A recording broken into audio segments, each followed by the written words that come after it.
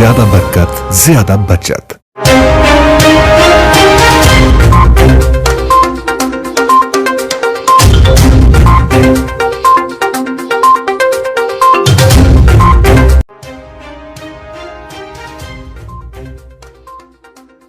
Iran में घर अंदर बाहि लगण सबब सड़ी फो थियल नवदेरो वासी हिक ई कुटुंब जे 5 भातियुनि जा मड़ा अबाणी ॻोठ पहुची विया। 22 ॾींहनि खां पोइ ॿारनि समेत 5 ॼणनि जा मड़ा ॻोठ राज़ी पितापी पहुचण ते कोहराम मची वियो। ईरान जे राजधानी तेहरान जे इलाइक़े किले गाबिर वारे इलाइक़े में घर अंदर गैस जो सिलेंडर फाटण खां पोइ बाहि लॻी वई हुई। बाहि लॻण सबब मुनीर पितापी जा 2 पुट 19 सालनि जो गुलाम रज़ा ऐं 16 सालनि जो माराम अली सड़ी फोत थिया। सड़ी फोत थियलनि में हसन रज़ा जूं 3 न्याणियूं, 6 सालनि जी पठाणी, 3 सालनि जी उमे फरवा ऐं थनपियाक ॿारड़ी शीरीन बि शामिल।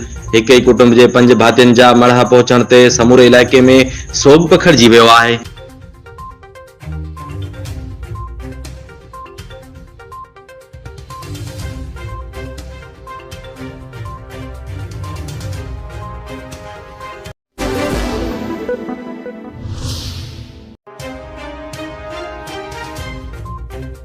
कोटड़ी जी साइड पुलिस पारां मुक़ाबले दौरान हिक ॾोहारी खे मारण जी दावा कई वई आहे। पुलिस जो चवणु आहे त बोल्हाड़ी लिंक रोड ते ॾोह जे इरादे सां बीठल जवाबदारनि सां मुक़ाबलो थियो। फायरिंग जी ॾे वठ में जवाबदार अल्लाह बचायो उर्फ बच्चू चौहान मारिजी वियो। मारिजी वियल जवाबदार वटां हिक पिस्टल बि हथ कयो वियो। पुलिस जो चवणु आहे त मारिजी वियल बच्चू चौहान 3.5 महीना अॻु शहीद थियल हेड कांस्टेबल गुलाम कादिर खोसो जे क़त्ल में बि मुलवस हो। जकमाबाद वेझो पुलिस पारां मुबैना मुक़ाबले दौरान मारिजी वियल जवाबदार शफन उर्फ शफू सरकी जे वारसनि तरफ़ां ठुल में लाश सूदो धरणो हयो वियो। जवाबदार जी भेनरनि कलाम पाक हथ में खणी चयो त पुलिस असांजे भाउ खे ठुल मां नाक गिरफ़्तार कयो हो। असांजे भाउ खे जकमाबाद में मुक़ाबलो ॼाणाए मारियो वियो आहे। आईजी सिंध ऐं ॿियनि खे इंसाफ़ जी अपील कई वई आहे। पुलिस जो चवणु आहे त आबाद थाणे जी हद चंद्रशाक वटि मुक़ाबले दौरान शफ़ीक सरकी मारिजी वियो।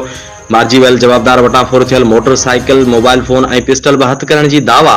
पुलिस मूजिबि मारिजी वियल जवाबदार ख़िलाफ़ 25 खां वधीक केस दाख़िल थियल आहिनि।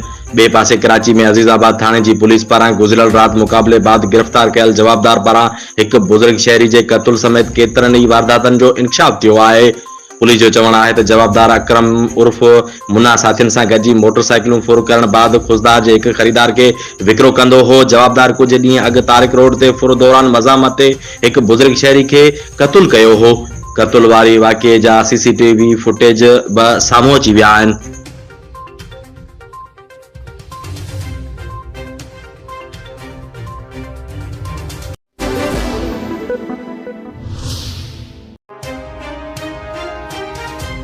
कराची जे इलाइक़े सोराब ॻोठ जी पुल वटि कार सवार शहरी मोटरसाइकिल ते सवार 3 मुबैना फोरन खे टक्कर हणी फुरलुट जी कोशिश खे नाकाम बणाए छॾियो। पुलिस अमलदार मूजिबि कार जे टक्कर में 3 जवाबदार ज़ख़्मी थी पिया, जिन खे शहरियुनि तशद्दुद जो निशानो बणण बाद पुलिस हवाले करे छॾियो। पुलिस अमलदारनि ॿुधायो त अस्पताल में मुंतक़िली जे दौरान हिक फोरू दम ॾेई छॾियो। ज़ख़्मी 2 जवाबदारनि शेरुल्ला ऐं अब्दुल नसीर खे अस्पताल में तिबी इमदाद ॾिनी पई वञे। पुलिस मूजिबि जवाबदारनि जे कब्ज़े मां हथियार, मोबाइल फोन्स ऐं मोटरसाइकिल बरामद थी आहे। वधीक जांच जारी आहे। ॿिए पासे नॉर्थ कराची जे अंडा मोड़ जे वेझो 2 फोरू शहरियुनि जे हथ चढ़ी वियो। शहरियुनि ॾोहारी खे मारकुट बाद पुलिस हवाले करे छॾियो आहे। सुपर हाईवे नूर सोसाइटी वेझो मुबैना पुलिस मुक़ाबले बाद हिक ॾोहारी ज़ख़्मी थी पियो।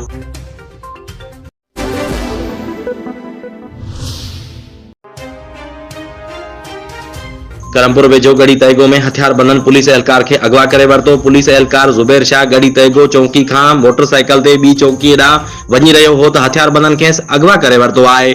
SSP शिकारपुर पारां दरिया जे बंद ते चौकियूं क़ाइमु कयूं वयूं आहिनि। गढ़ी तैगो वारी चौकीअ तां मानी तयारु कराए ॿी चौकीअ ताईं पहुचाई वेंदी आहे। ज़ुबैर ॿी चौकीअ ॾांहुं मानी खणी वञी रहियो हो त खेसि अगवा कयो वियो। SHO नापरकोट थाणे जो चवणु आहे त ज़ुबैर शाह पुलिस में बोर्ची भर्ती थियल आहे। मामले जी वधीक जांच कयूं पिया। ॾोहारियुनि खे बख़्श न कयो वेंदो। डेपलो जे ॻोठ सीन नहर खुई में पीरसन शख़्स जो वण में टंगियल लाश हथ आयो। 55 सालनि जे रायचंद जो लाश संदसि घर में अंगण जे वण में टंगियल हालत में मिलियो। इलाइक़े में पीरसन जी आपघात करण जा चौबोल हली रहिया आहिनि।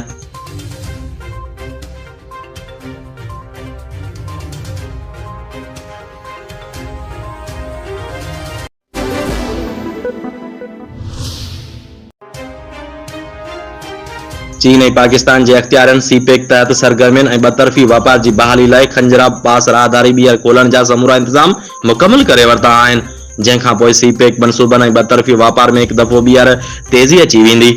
एक मुआहदे तहत ॿई मुल्क खंजराब पास ज़रिए 1 अप्रैल खां 3 नवंबर दौरान समूरो साल वापार ऐं सफ़री सरगर्मियुनि खे अंजाम ॾींदा। मुआहदे तहत गिलगित बल्तिस्तान जी वादी सुस्त जे सरहदी हंध तां चीन जी सनकियांग रीजन बस रोज़ानो रवानी थींदी आहे। चीन पाकिस्तान इक़्तिसादी राहदारी सीपेक फ्रेमवर्क जे तहत नवंबर 2016 खां उहे इंतज़ाम सुठे तरीक़े सां जारी हुआ, पर नवंबर 2019 में उन खे राहदारी वापारी ऐं सफ़री इंतज़ाम लाइ बंदि कयो वियो हो। इन बंदिश जो सबबु कोरोना बयान कयो वियो हो। मज़कूरा बंदिश सबबु हज़ारे माण्हू बेरोज़गार थी विया हुआ।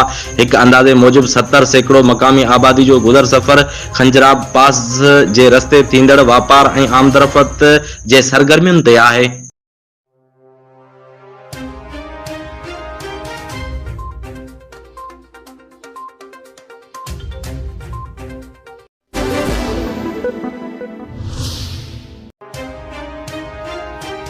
पीटीआई अॻवान शाह महमूद कुरैशी चयो आहे त आइनी तरमीम खां सवाइ सुप्रीम कोर्ट जा अख़्तियार घटि नथा करे सघजनि। अॼु ॿीहर 1997 ईस्वी जी तारीख़ वरजाइण जूं कोशिशूं कयूं पियूं वञनि।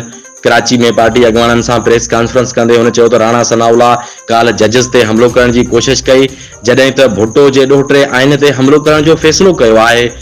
चूंडनि खे मुलतवी करण लाइ हर तरीक़ो इस्तेमाल कयो वियो आहे। हुन पीडीएम जे काल्होके इजलास ते तनक़ीद कंदे चयो त नून लीग जी क़यादत आइन ते हमले जो फ़ैसिलो करे वरितो आहे। राणा सनाउल्ला चयो आहे त 3 जजिस ख़िलाफ़ रेफरेंस दाख़िल कयो वेंदो। हीअ अहिड़ो मुखालिफ़ धुर जो अॻवान चाहिनि था जेको सरकारी ज़बान ॻाल्हाए, जेको आइन भुट्टो ठाहियो उन खे ज़रदारियुनि तबाह करे छॾियो। शाह महमूद कुरैशी चयो त तहरीक इंसाफ़ आइन सां गॾु बीठल हूंदी। आइन चवे थो त 90 ॾींहनि में चूंडूं थियणियूं आहिनि ऐं आइन में उहो बि लिखियल आहे त आइनी तरमीम खां सवाइ अवां सुप्रीम कोर्ट जे अख़्तियारनि खे घटि नथा करे सघो। पर अॼु 1997 जी तारीख़ खे ॿीहर वॼाइण जी कोशिश कई पई वञे। हुन चयो त पीडीएम वारा हिकु तरफ़ नामज़दगी कागज़ जमा कराईंदा आहिनि त ॿिए तरफ़ चवनि था त चूंडूं न थियणु घुरिजनि। वकीलनि बि ऐलान कयो आहे त जेकॾहिं आइन जी भञकड़ी कई वई त उहे ॿाहिरि निकिरंदा। शाह महमूद कुरैशी वधीक चयो त तारीख़ इंसाफ़ जी पुटेशन आइन जी तशरीह आहे। असां वकीलनि, परॾेही पाकिस्तानियुनि ऐं दानिशवरनि खे अपील था करियूं त अचो सभु मिली हिन फस्तानियत जो मुक़ाबिलो करियूं। वकीलनि खे गुज़ारिश था करियूं त उहे असां सां गॾु थियनि।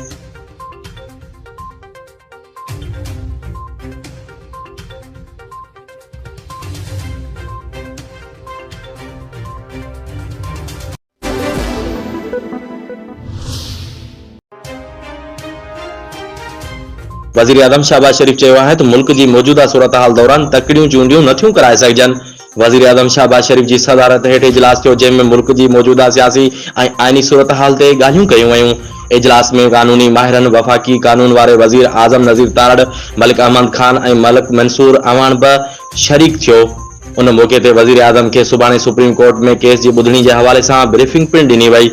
वज़ीर आज़म शहबाज शरीफ खे पंजाब ऐं ख़ैबर पख्तूनख्वा में चूंडुनि बाबति केस जे कानूनी ऐं आइनी रुखनि खां आगाह कयो वियो। उन खां अलावा मुआशी ऐं अमन अमान जी सूरत हाल ते पिणु ब्रीफिंग ॾिनी वई। इजलास सां ॻाल्हियूं कंदे वज़ीर आज़म चयो त मुल्क में मुआशी ऐं अमन अमान जी सूरत हाल उन क़ाबिल नाहे जो तकड़ियूं चूंडियूं करायूं वञनि। वज़ीर आज़म शहबाज शरीफ मुस्लिम लीग नून जे पार्लियामानी पार्टीअ जो इजलास बि तलब करे वरितो आहे। वज़ीर आज़म शहबाज शरीफ जी सदारत हेठि थींदड़ पार्लियामानी पार्टी जो इजलास सुभाणे 2 पहरनि जो पार्लियामेंट हाउस में मुनक़द थींदो। इजलास में क़ौमी असेंबली इजलास बाबति हिकमत अमली ते मुशावरत थींदी। वज़ीर आज़म शहबाज शरीफ मेंबरनि खे सियासी हिकमत अमली ते पिणु ब्रीफिंग ॾींदो।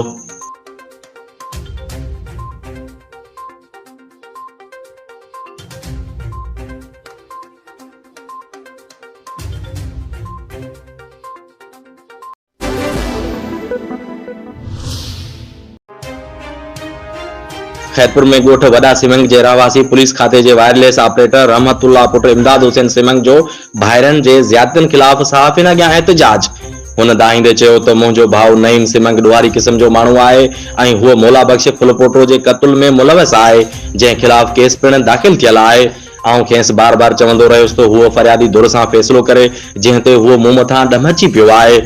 मुंहिंजो भाउ नईम सिमंग मोहम्मद मूसा फुलपोटो, मुबीन फुलपोटो ऐं इंजीनियर शेर मोहम्मद फुलपोटो वारनि जो मुंशी हो। कूड़ा खाता ठाराए संदन ज़मीननि ऐं प्लाटनि ते कब्ज़ा करे रहियो हो। अहिड़े अमल खां मना करण ते हुन मुंहिंजे वालिद इमदाद हुसैन सिमंग खे वर्ग लाइ खेसि मुंहिंजे ख़िलाफ़ SSP ऑफिस में कूड़ी दरख़्वास्त दाख़िल कराई। मूंखे एसएसपी ऑफिस जे इंक्वायरी सेल में घुरायो वियो। एम सिमंग असांखे संगीन क़िस्म जा नतीजा भोगण जूं धमकियूं ॾेई रहियो आहे। संदसि ख़ौफ़ खां मुंहिंजे पुटनि घर खां ॿाहिरि निकिरण बि छॾे ॾिनो आहे। भाइरनि नईम सिमंग ऐं रोशन सिमंग खां जानी माली नुक़सान जो ख़दशो आहे। हुननि जा ॾोहारी क़िस्म जे माण्हुनि सां वास्ता आहिनि। एसएसपी ऐं ॿियनि वस वारनि खे अपील आहे त मामले जो नोटिस वठी मूंखे तहफ़ुज़ ऐं इंसाफ़ फ़राहम कयो वञे।